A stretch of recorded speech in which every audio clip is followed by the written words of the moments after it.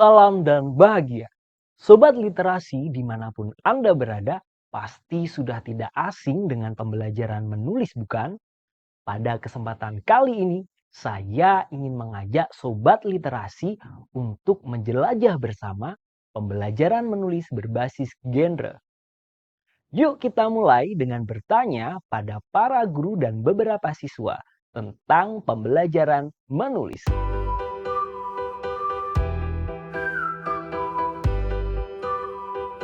Sudah. Ya, saya sudah melaksanakannya saat pembelajaran bahasa Indonesia.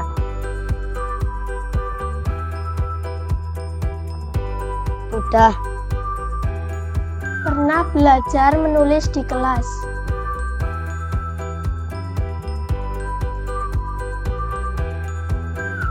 Mengajak siswa untuk membuat karangan bebas atau dengan tema. Biasanya yang saya lakukan di kelas adalah mengenalkan siswa beberapa contoh tulisan dan juga mengajarkan siswa untuk menuliskan kembali dengan kalimatnya sendiri. Belajar menulis pantun, puisi, dan menulis surat. Mengarang, biasanya mengarang tentang kegiatan selama liburan.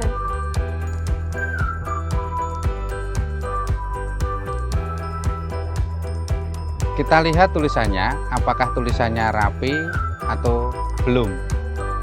Juga kita lihat paragrafnya, apakah sudah sesuai atau belum.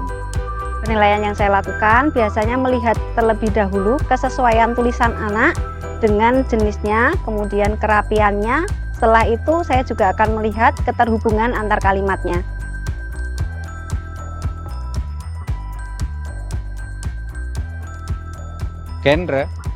Genre yang saya tahu di film-film seperti genre horor. Menurut saya, pembelajaran menulis berbasis genre itu adalah mengenalkan berbagai jenis teks kepada anak. Ternyata pembelajaran menulis berbasis genre ini masih terasa asing di telinga kita ya. Walaupun mungkin sobat literasi sudah pernah melaksanakannya di kelas. Mari kita simak materi berikut. Pembelajaran literasi berbasis genre menawarkan pendekatan yang holistik dan kontekstual dalam pengajaran maupun pembelajaran teks.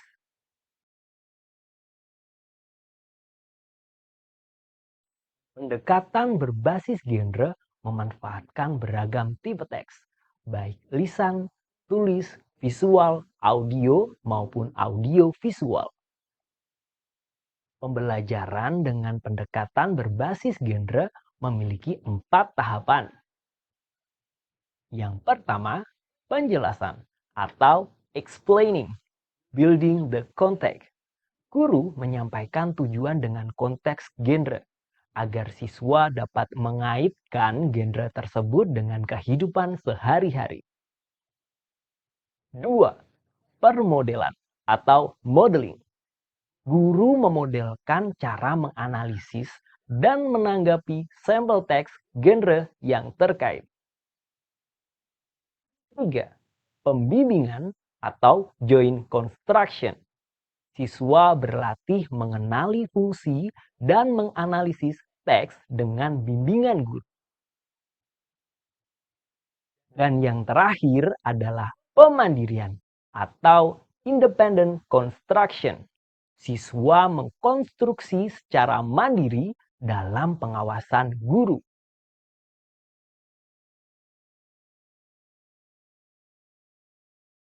Ruang lingkup dalam pembelajaran berbasis genre antara lain sebagai berikut.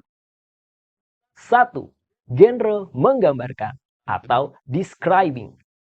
Bisa menggunakan tipe teks laporan, yaitu teks untuk melaporkan informasi, atau teks deskripsi, yaitu teks yang menggambarkan peristiwa, hal, maupun sastra. 2. Genre menjelaskan atau explaining. Pembelajaran bisa menggunakan jenis teks eksplanasi, yaitu teks untuk menjelaskan sesuatu kepada pembaca. 3. Genre memerintah atau instructing. Pembelajaran dapat menggunakan jenis teks instruksi atau prosedur yang menunjukkan bagaimana sesuatu dilakukan. 4.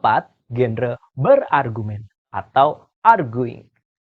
Pembelajaran dapat menggunakan teks eksposisi yang merupakan teks untuk memberikan pendapat atau sudut pandang. 5. Genre menceritakan atau narrating. Pembelajaran dapat menggunakan teks narasi yang menceritakan kisah atau nasihat maupun menggunakan teks rekon yang menceritakan peristiwa secara berurutan dan juga puisi.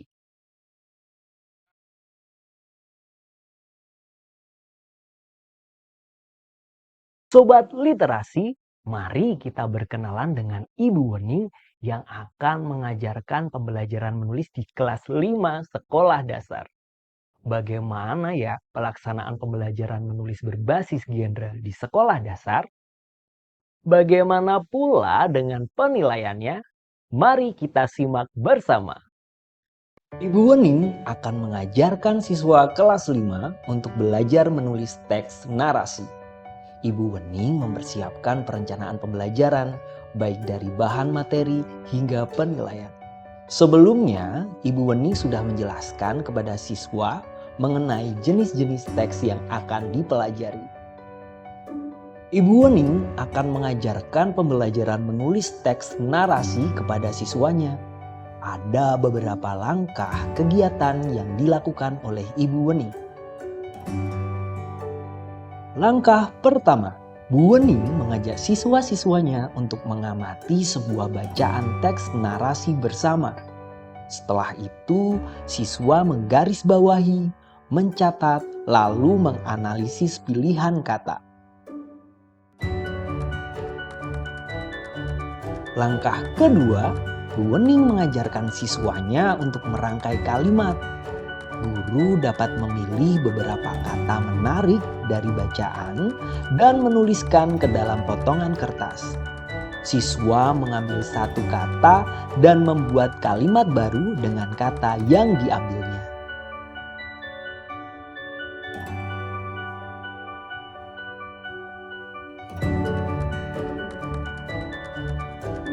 Langkah ketiga yang dapat dilakukan adalah membuat cerita kolaboratif dalam kelompok.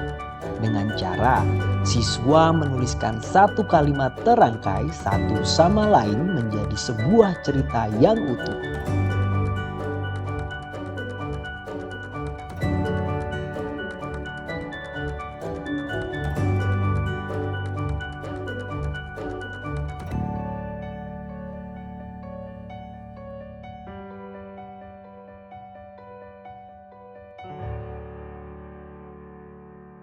Langkah keempat, Bu Wening mengajarkan siswanya untuk menciptakan tokoh cerita dengan langkah kegiatan sebagai berikut.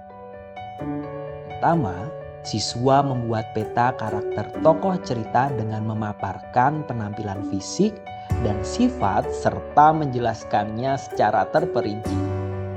Kedua, siswa membuat cerita dengan kerangka dan konsep yang baik, meliputi tokoh cerita, latar cerita, awal cerita, tengah cerita, dan akhir cerita.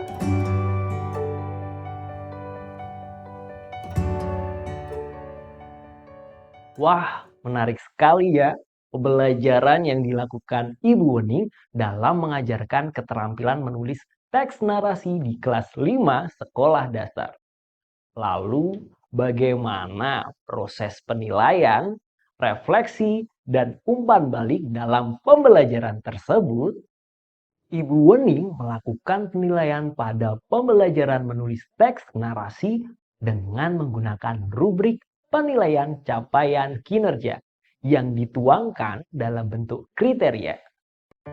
Komponen yang dinilai meliputi 1. Komponen mekanik atau pedoman umum ejaan bahasa Indonesia yang meliputi aspek tanda baca, penempatan huruf besar, pengejaan kata, dan juga penggunaan kata depan. 2. Komponen materi meliputi aspek alur cerita yang mudah dipahami. 3. komponen penyajian bahasa, dan grafika, meliputi tulisan dengan alur yang baik dari bagian awal, tengah maupun akhir, pilihan kata, dan pilihan kalimat yang digunakan.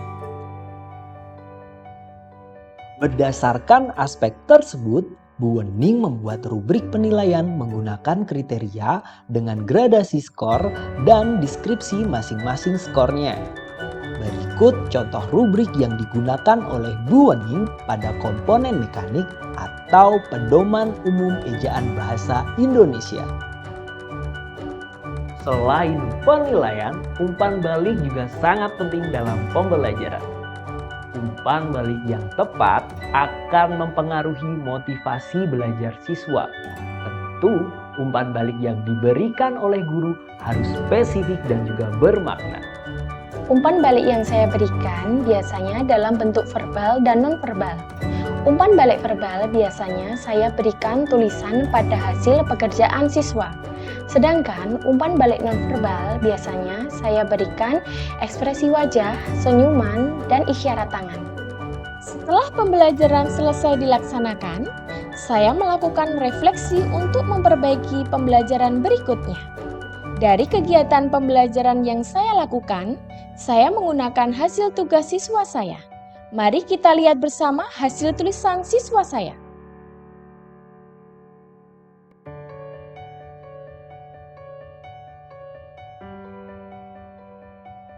Berdasarkan hasil umpan balik pada tulisan siswa, maka saya melakukan penilaian keterampilan menulis teks narasi siswa dalam format penilaian.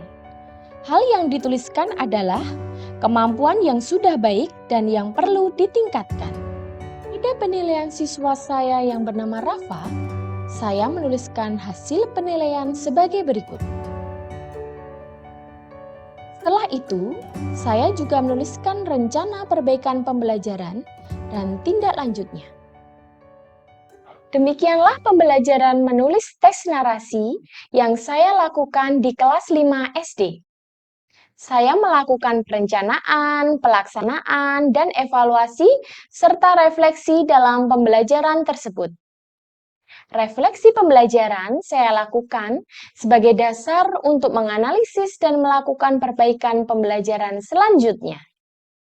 Hal ini dilakukan agar kualitas pembelajaran semakin baik.